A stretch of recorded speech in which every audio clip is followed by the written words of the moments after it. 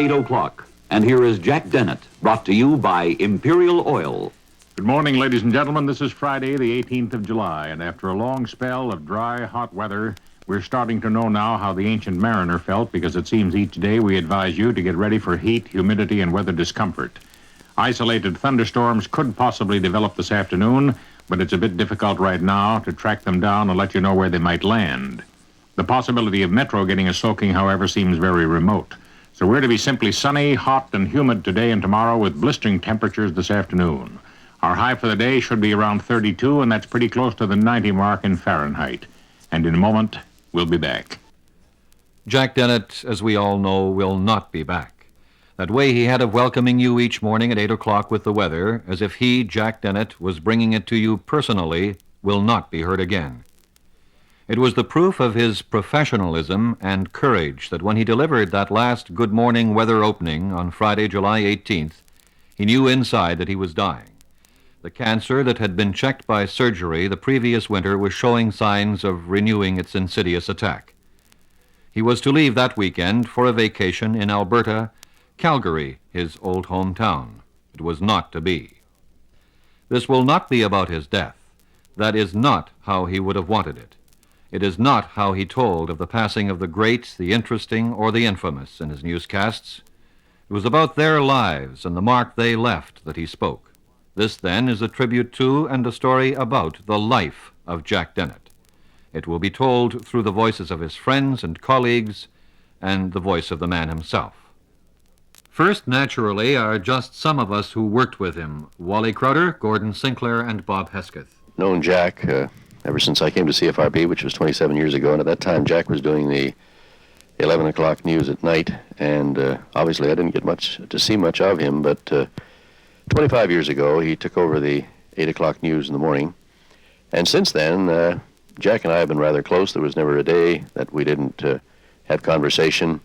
And if you've been listening, I guess you already know that we had kind of a running kidding each other for the past few years. I always said he was the Jack Benny of radio and that he was pretty tight with the buck. And actually he wasn't. He was a more than generous person, both with himself and with his money. But we had to have something to take a run at each other, and we've had fun all through the years.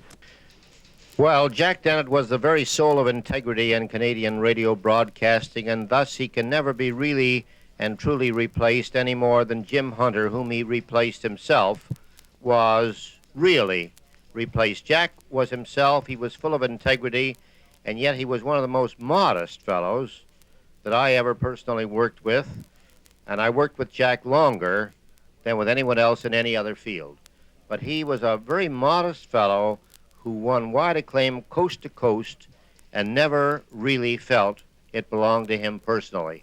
It's often difficult to say anything that doesn't sound trite and stilted at the time of the passing of a close friend and associate, which Jack Dennett was. I've had the pleasure and advantage of working with Jack for nearly 16 years in the newsroom, and I've admired his integrity and his truthfulness and his loyalty to his audience.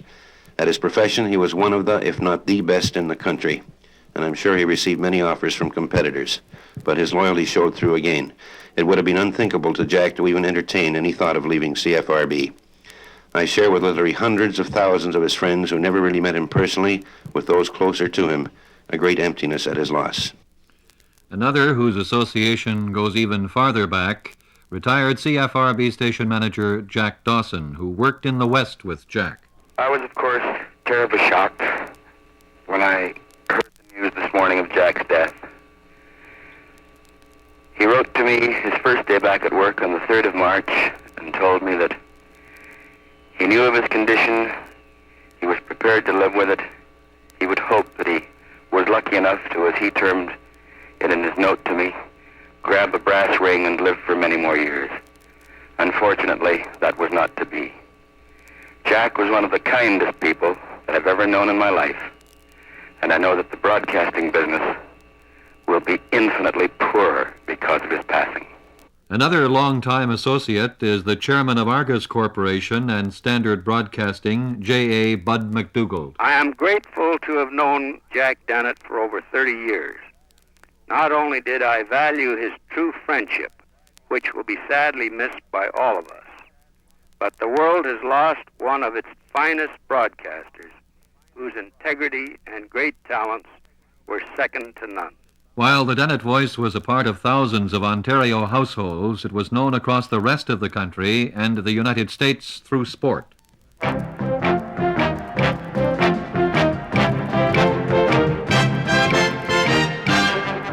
Hockey Night in Canada.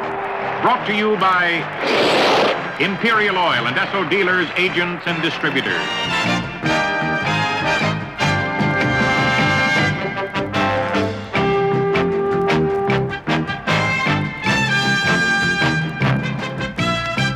The only other man with a longer history in hockey broadcasting is, of course, Foster Hewitt.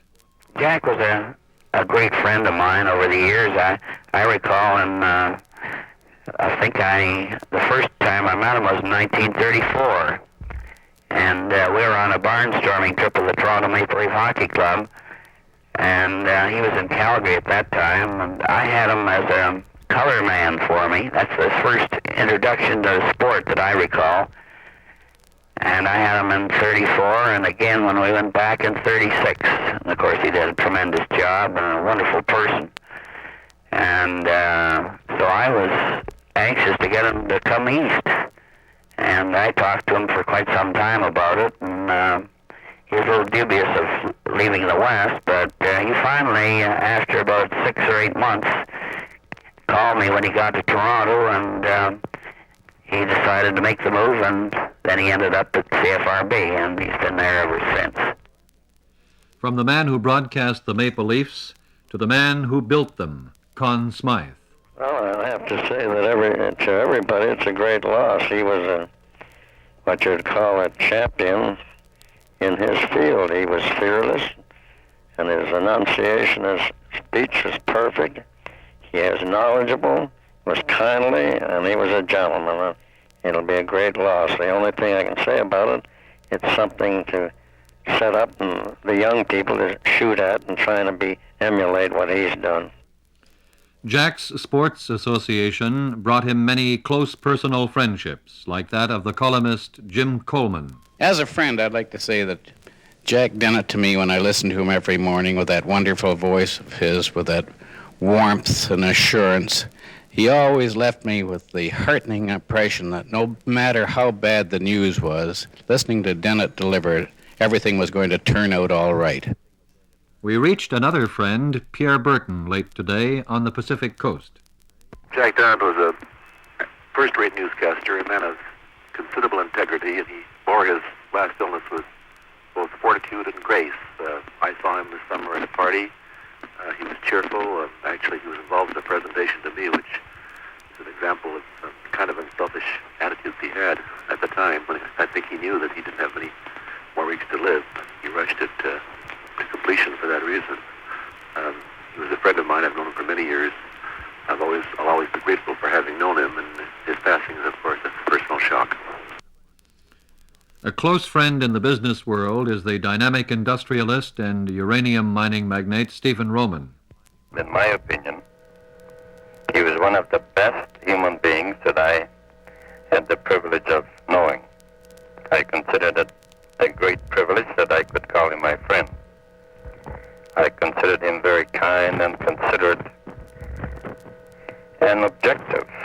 I feel that Canada lost an extraordinary citizen who was selflessly devoted to the aim of free and prosperous, but mostly a happy Canada. And in public life, too, there were personal friendships outside politics, like that of Premier William Davis. It was one of shock and, of course, one of extreme sadness as well. I knew Jack not just in his role in the communications field, but as a personal friend and one who from time to time gave me the benefit of his advice and his feelings. And I'll certainly miss him. So will thousands of people across this province. He really, I guess, was something of an institution, if a person can be an institution. And it's very hard to put into words just what one's feelings are at this moment, except of great sadness, a great sense of loss, and losing a friend. And pretty hard to say much more than that, except to say, I think for all of us, just how much Jack Dennett will be missed. Jack Dennett's work spoke for itself. He could take the most complex events, translate them into clear and elegant English, for he wrote every word himself, and make the listener think that he was talking to him or her alone. Jack Dennett brought you the news. Despite the fact that he spoke to Canada's largest radio audience, up to 400,000 people each morning, he thought of the so-called radio audience as a collection of individuals. The space riders aboard Apollo and Soyuz put on quite a show for the global TV audience today. They hailed the start of a new era in the history of man, gave televised tours of their homelands far below, and predicted that international crews will someday fly right off to the planets. The boys are really making themselves at home now, trading visits back and forth in each other's capsules, trying the various dishes prepared for them, some of which I'm sure can't be too appetizing, and doing their best to communicate by using the ground control stations for interpretation. That was one of the last items from his very last newscast, the 6:30 p.m., that final Friday. All his working days ended at 7 o'clock, unless he was going on to a hockey broadcast. That was 13 hours after they started, at an hour when most people were still in bed. It was a brutal schedule that would have driven most men into retirement by age 59. Jack Dennett insisted on maintaining it, even after his first illness, because, as he said, his audience expected it. I get down here about 5 after 6 in the morning, and sometimes if there's a good stand-up story, I usually do it the night before. You know, something that you know is not going to change very much. But mostly, I start writing about 20 after 6, and I keep going until the 8 o'clock news. Jack, do you write easily? Or is it a chore? Is it hard work? Sometimes I write easily, sometimes I don't. Sometimes I can sit at the typewriter and I can fly through a newscast and bingo, I'm through an hour ahead of time. Just everything just seems to come easy. I think it's how your mind works. Sometimes I'll sit and ponder and get mad and get annoyed over why I can't come up with a different angle to a story or a phrase that I'm looking for. But no, I think it changes from time to time. Sinclair writes easy. The easiest man I've ever seen write is Edward R. Murrow. I was posted in London in the 1950 elections, and never have I seen a man turn out so much good copy in such short time. He too would turn out 11 pages while I was turning out one, and every bit of it pure nectar. How long a time do you take trying to select what items you're going to use in the news? You said you came in at about 6. Well, most of the news is removed from the teletypes by the time I get in here in the morning, and it doesn't take very many minutes to just filter through and see which are the top stories and which ones need the most rewriting and the most consideration. I would say not more than 15 or 20 minutes to sort of scan the news. Are you a quick read? Fairly quick, yes. I'm not a Ted Reeve, you know. Ted Reeve can read a page and then close the book and recite word for word what he's read. An amazing man. I can't do that. I don't think very few, I think very few people could. Mm-hmm. But, do you rehearse what you're going to do when you've written your script? Do you rehearse it, or do you just come in and sit down and do it? Never. I don't think I've ever rehearsed a newscast in my life. Maybe I should. I don't think you have any need to. It's pretty hard to improve on perfection, Jack. Are you ever nervous in front of a mic? I have been, yes. I would much sooner do a broadcast from a studio than a live studio from a live audience broadcast. Would you? Yeah. I'm not nervous when I'm with people that I know. Hard work was a big part of his success. So was desire, as he told Betty Kennedy in that last appearance on CFRB on July the 25th. When I was 15 years old, I went down and hung around the radio station, made a real nuisance of myself. They gave me a broom, and I swept out the studios, and I put records away, and I picked records, and I did this and that, and ran messages. I remember once when I was getting in their hair, you see, this station I worked for belonged to an automotive outfit called Taylor, Pearson & Carson. And, when kids sort of get on your nerves after a while, you send them off on some fantastic journey. And I was sent over to Taylor, Pearson, and Carson to get a can of antenna grease. Now, antenna grease was supposed to go up and down the antenna to make the radio waves slide off easier, you see. No. You know, it's like getting a can of white lampblack and things like that. Isn't it silly? But that's how I started, and then I went on the air with my first broadcast on my 16th birthday. Gee, that's awfully young. I can't Yeah, imagine so a I've been on the air broadcaster. now 43 years, and I guess I'm getting a little long in the tooth. How many of those years at CFRB? I was at CFRB came 1943. What did you do at CFAC then Well, in Calgary? my main program at CFAC was just sort of general duty for the first couple of years, and then a chap by the name of Norman Boxall went out one night, and he got partying a little too much, and he didn't show up for a program called Toast and Marmalade, which was put on by an organization called Jenkins Groceterias. And they were quite big out there at that time. And Norman didn't show up, so somebody had to do the show, so I did. And that was my introduction. Norman never did get back on that show, and I did 1,662 consecutive broadcasts. Good. So I was on there for a long time, over, I guess, about 6 years. Then I went into the Army with I did hockey out there, too. And I went into the Army in 1940 with the Calgary Stampeder Hockey Club. So the Hockey Association really goes a long way back. Oh, yeah. then. Mm-hmm. Yeah.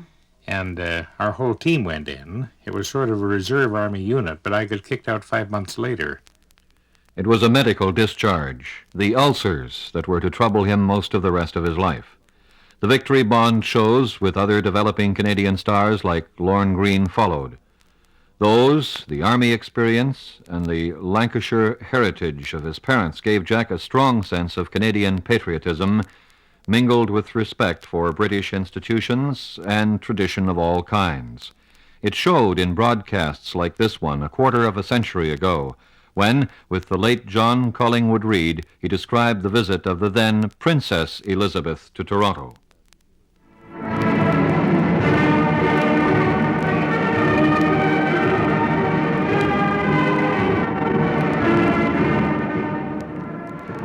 Before the royal party arrived here at University Avenue Armories today, Regimental Sergeant Major Wigmore put the boys through the stiffest paces we've seen a unit all dressed for a military parade go through in many, many years.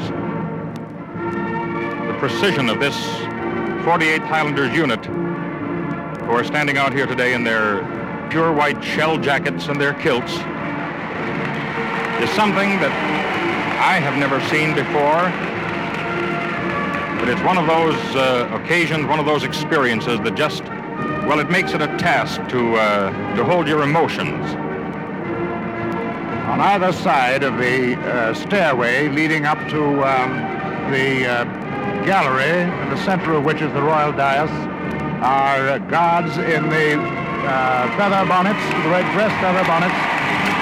Here's the princess on the gallery, waving to the crowd and the Duke.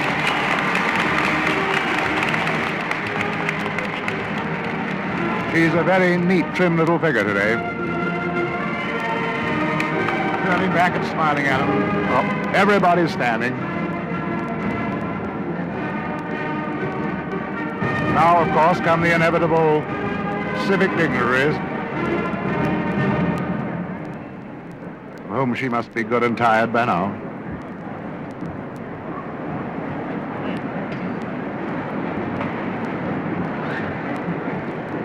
Well, ladies and gentlemen, the Princess Elizabeth and the Duke of Edinburgh have now entered the officers' mess, where they'll take tea. The scarlet-coated mounted policemen are standing outside the door. The Sergeant Major has now taken over the parade. In a moment, the pipe band will start to play. From the dignified eyewitness to an occasion of state, Jack Dennett could switch to the role of humorist, as in this surprise 1971 interruption of his colleague in the morning. Ladies and gentlemen, this is Jack Dennett. You know, I don't usually have the opportunity of breaking in on Wally Crowder's show because he becomes very disturbed when anybody tries to infuse it with wisdom or entertainment. But this morning I feel impelled to just take a moment of his time to let you know that this is Wally's birthday. When I came in today, I noticed him cowering in the corner, obviously unhappy and looking frightfully deprived and unwanted. It seems he was hurt that we hadn't remembered his special day, and more annoyed when he discovered there wasn't going to be a mass staff turnout to mark the occasion. Wally's a sensitive sort of fellow, you know, and yet he can be very forgiving and pleasant when he realizes that people have dashed off to buy him something to stop his temperamental outbursts and tantrums. Today he's 60 and in surprisingly good shape. He still drinks as much as ever, he still chases girls, he still stays up at night cadging free drinks in the bistros, but we've become very attached to him, and today we want him to know that his birthday is not going to go unnoticed. We're making him a special presentation at noon today, all the IOUs he's carried around for months. If he pays them off, of course, his mind will be greatly relieved, and we'll have the dough to buy him some small gifts. Happy birthday, Wall, you old roustabout, and you're still the only fellow we've known who really let failure go to his head. The humor could be just as cutting, though not as affectionately aimed, in his news broadcasts. Ontario's own Don Quixote mounted his charger again today to take on another windmill. Dr. Mort Schulman, the most vocal crusader at Queen's Park, claims he's uncovered new evidence that Metro's drinking water contains dangerous levels of cancer-causing asbestos. However, as far as we know, Dr. Schulman has not turned this evidence over to proper authorities or made details public so that those authorities would have something tangible to work on. Such sarcasm was, however, not a Dennett habit, and he never attacked people in the news on personal grounds, but rather on issues. He also preferred to boost when he could, rather than knock. In my life, I've enjoyed the offerings of some of the world's finest zoos. I've seen the famous London Zoo, the Brookfield and the Lincoln Park zoos in Chicago, considered two of the best, the large zoo in New York, and a couple of others overseas. None are as modern, as complete, or as potentially great as the new zoo we have in Toronto's East End. In creating any such attraction, which has such size and variety, problems are sure to arise, and at the moment our zoo is going through the throes of financial and other agonies. Tomorrow, the Executive Committee of the Board of Directors of the Metro Toronto Zoological Society will get together privately to discuss the problems of the new zoo. The Development Director, Walter Gray, says this meeting will not be open to the public or the media, but it'll be sort of a focal site for a lot of soul-searching and perhaps coming up with solutions. The zoo officials feel another $2 million is needed to make changes in design to ensure the guaranteed health and safety of the animals. Metro Chairman Paul Godfrey has guardedly raised the point that Metro Council may turn down such a request for more funds. He says Metro is simply not a bottomless cookie jar and the lid must be placed on somewhere. The points put forth by both the zoo directors and the Metro chairman are all valid, but it's hoped some solution can be found because the zoo rates as one of the great pluses in the future in making this one of the continent's greatest and most attractive cities.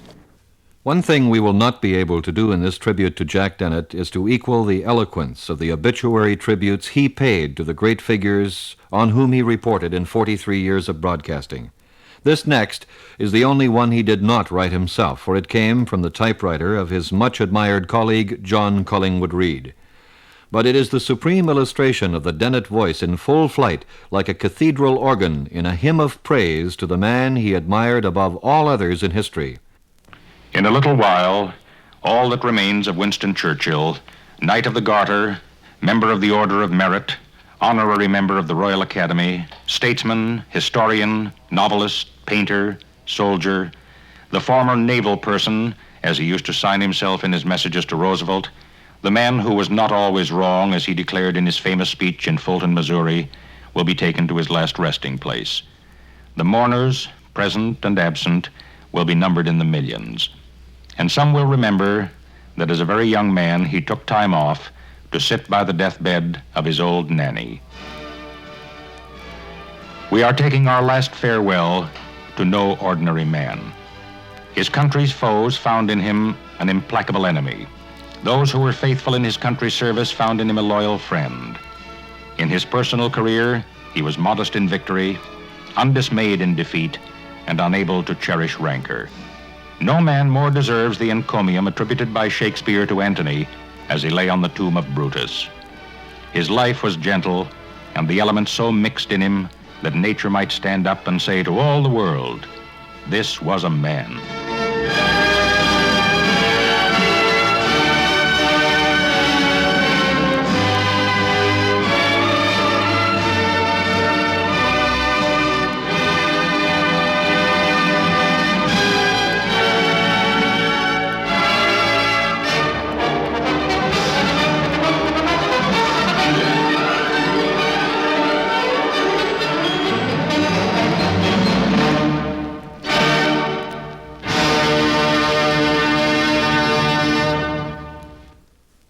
You are listening to a tribute to Jack Dennett on CFRB. Hard work, desire, and a voracious appetite for books on history and politics were all factors in the Dennett success story. The other was that incredible voice, which was a gift. We had a lady out in Edmonton, used to come down to Calgary and Edmonton to teach the boys, by the name of Bertha Biggs. But it wasn't so much in developing voice as it was in controlling breath. And she was a wonderful old gal. She used to have she had a bedpost set on a piece of lead, and she used to have that up in our diaphragm, keeping our diaphragm up while we read, so that we always had our lungs full of air. And that's the only teaching I ever had. But he developed the voice and his authoritative delivery by reading to his father when his superiors in that first radio job in Calgary in 1932 told him he wasn't good enough. His fluent writing style came much later. The integrity and sense of fair play, respect for authority, and the virtue of hard work he already had from his poor but cheerful, hard-working parents. He had a great respect for his profession. The media probably has a greater influence on the world public than any newspaper ever had. Well, it's so personal. It's yeah, right the newspaper there. is retainable. You can cut it out and store it away. But the media, I'll never forget doing a broadcast following the Kennedy assassination. And in the interim between Kennedy being shot on the Friday, there was that dreadful incident in the bottom of the courthouse where Ruby shot Oswald, and it was a series of events that were very, very disturbing. And yet watching and listening to radio and television that weekend, I've never felt so proud of the profession I've been in. Mm-hmm. And I remember going on the air on the Monday morning and saying that I was never so convinced that freedom in broadcasting and freedom of the press is the, what was the wording? Freedom of the press and freedom in broadcasting is the common means by which the common man gets his common understanding on which he must base his common sense, you know. And the media does all that. While he had complete editorial freedom in his 2 daily newscasts, Jack saw his role primarily as that of personal reporter of the news. His own opinions were secondary. But when he thought something needed challenging, he could turn his typewriter and that voice into a persuasive editorial weapon. He did so before the 1974 federal election in this broadcast that was so popular it was repeated the next morning and then made into a record. The stock markets dipped again today, and while some of the decline here can be attributed to world conditions such as inflation and high interest rates, part of the blame for our own market slide can be attributed to the fact that not one candidate in the upcoming federal election seems to have the courage anymore to put his name on the line as running on the free enterprise ticket. 40 years ago, this was the proud boast of both the liberals and the conservatives. What's so puzzling is the fact that the name conservative has been retained, but the conservative philosophy has not. The liberals today are further to the left than the NDP was 10 years ago. And sadly, in the view of many, we seem to be slipping into that stage of the welfare state where people eventually say, to hell with working, to hell with saving, let's blow the wad, because we now have the assurance of the government and the politicians that even if the roof falls in, they'll look after us. What many of these short-sighted politicians and political philosophers fail to realize is that without business, large and small as we know it, there will be virtually no taxes earned from corporations. When corporations and small firms don't make money, they don't hire people to work for them. And when people don't have jobs, they don't earn money on which to pay taxes. And when the government doesn't get money from the people, it hasn't any money to keep those who seem so anxious to rely on the state. After traveling across this land for thousands of miles in election campaigns and listening to hundreds of politicians give their story of how they're going to cure all our ills, and after being on the air with 7 Canadian prime ministers, I still think the greatest and most pungent political comment I've ever heard came in those oft-repeated 2 quotes from Sir Winston Churchill years ago, when he said socialism is the philosophy of failure, the creed of ignorance, and the gospel of envy. And then he added, the inherent vice of capitalism is the uneven division of blessings, whereas the inherent virtue of socialism is the even division of misery. There's nothing that would please me or the majority of Canadians, I'm sure, more than to see everyone with plenty of money to keep them comfortable and have peace of mind. But this sort of utopia has never been attained in any land in history by trying to tear down wealth in order to prop up poverty. In Russia, things are on a pretty even basis. Everyone struggles with virtually nothing. And sad to say, it's that envious philosophy of bringing everyone down to the level of the lowest that's going to hurt the majority of people in the Western world over coming years. Today, it's almost a crime, or considered so, to be a success. It's not right to be thrifty and astute so that you can save and become secure. There are those who would relieve the successful of their life's rewards to give to those who often, through their own irresponsibility, have not reached the same level. Of course, the ones who should be helped are those who have remained at the bottom of the scale through no fault of their own. There is nothing that will squelch human initiative more than a guarantee that the government will look after you. Just remember, all the promises made by political hopefuls will be paid for with your money and not theirs. It's saddening to think that Canadians place handouts and guarantees of government aid as something honorable. I can remember the day when it was considered something of a shame by those who were proud of their ability to make it on their own. As I've said before, any government which taxes away the rewards of responsible behavior and effort so it can remove the penalties for irresponsible behavior is not something we need or want in Canada. So come on, all you people running for office in Ottawa. Let's take a stand and quit all this vacillation. Let's have a clear division. Let's know your objectives, whether for the system that's kept Canada going for 107 years, which is free enterprise and personal human initiative, or whether it's for socialism and having a government giving all the orders. And don't get social improvements confused with socialistic philosophy, because they're poles apart. A personal statement of the Dennett philosophy, as well as an illustration of that great talent, just one of many high points in over 4 decades of broadcasting. He mused about that career in a quieter and final moment on the air. No, I've never done anything else but broadcasting. Since I came out of school, it's the only job I've ever held. If I weren't in this field, I really don't know what I would be in. I don't know what I'd like to be in. But generally, I have been so fortunate with my family and my job. As I told you once before, I think the happiest man in the world is the one who can go to work in the daytime and look forward to going home, and when he's at home, he can look forward to going back to work. That's the great formula.